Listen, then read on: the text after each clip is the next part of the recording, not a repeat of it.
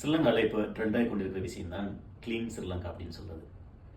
இதில் நிறைய விமர்சனங்கள் இருந்தாலும் நிறைய பாராட்டுகளும் நடந்துகிட்டே இருக்கிறது. இதுவும் பிஸ்னஸுக்கும் என்ன சம்பந்தம் அப்படின்றது தான் இந்த சின்ன வீடியோட சுருக்கம்.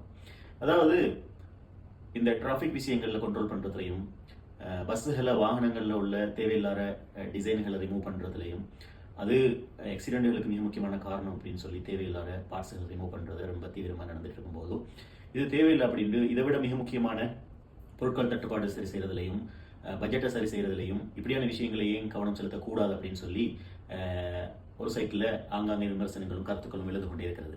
இதில் கவனிக்கணும், கிளீன் ஸ்ரீலங்கா அப்படின்னு வரங்குள்ள எல்லா சைட்டையும் கிளீன் பண்ணுறது தான் அவங்களுடைய நோக்கம்.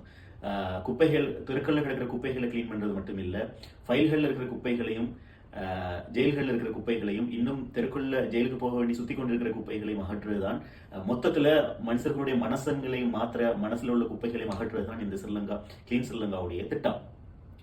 இப்போ ஒரு கம்பெனியில் எப்படி ஒவ்வொரு டிபார்ட்மெண்ட்டில் இருக்கிறதோ, ஆபரேஷன் டிபார்ட்மெண்ட் ஆபரேஷன் வேலையை செய்யும், ஃபைனான்ஸ் டிபார்ட்மெண்ட் ஃபைனான்ஸ் வேலைகளை செய்யும், அதே மாதிரி சேல்ஸ் டிபார்ட்மெண்ட் சேல்ஸ் வேலைகளை செய்யும், ஓனர் அவரோட வேலையை செய்வார், ஓர்டரை போடுவார், சூப்பர்வைசிங் பண்ணுவார். இப்படி ஒவ்வொரு டிபார்ட்மெண்ட்டுகளும் ஒரு விஷனுக்கு கீழே ஒர்க் பண்ணுவாங்க. சில டிபார்ட்மெண்ட்டுகள் வந்து ரொம்ப வேகமாக போவாங்க, அதே நேரம் சில டிபார்ட்மெண்ட்கள் வந்து ரொம்ப டிரான்ஸ்பரன்சியாக வெளித்தன்மையாக இருப்பாங்க. சிலவங்க வந்து பப்ளிசிட்டி கொடுப்பாங்க, சிலவங்க வந்து ரகசியமாக பண்ணிட்டு போவாங்க. சில டிபார்ட்மெண்ட் வேலை என்ன செய்யறே வெளிப்படையாக தெரியாது, ஆனால் end of the day results மட்டும்தான் வரும்.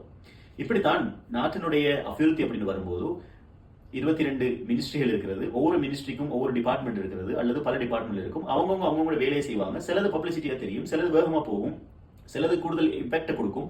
இதுதான் நாங்கள் சுருக்கமாக விலை கொள்ளணும். கிளீன் ஸ்ரீலங்காலையும் இதுதான் நடக்குது. இப்படித்தான் ஒரு கம்பெனிலையும் ஒர்க் பண்ணணும். ஒரு விஷயம் கீழே வந்தால் அந்தந்த டிபார்ட்மெண்ட் அவங்களோட வேலையை செய்யணும். எல்லாம் சேர்ந்து ஒரு கலெக்டிவா ஒர்க் பண்ணும்போது தான், ஒரு டீமா ஒர்க் பண்ணும்போது கண்டிப்பா கம்பெனியாக இருந்தாலும், நாடாக இருந்தாலும், குடும்பமாக இருந்தாலும் உரிய நேரத்தில் உரிய முறையில் உரிய விஷயம் அடைகிறதுக்கு அது ஒரு வாய்ப்பாக மாறும்.